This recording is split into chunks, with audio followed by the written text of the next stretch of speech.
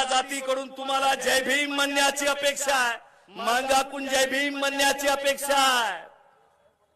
बाबासाहेब आंबेडकरांच्या अथक परिश्रमाच्या नंतर आजचा बौद्ध समाज हा 10वीच्या वर्गात आहे, तर मातंग समाज हा 2रीच्या वर्गात आहे, लक्षात ठेवा।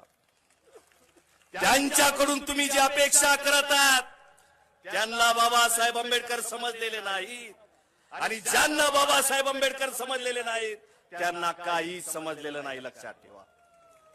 म्हणून ही आपली जिम्मेदारी बनते मोठ्या भावाची।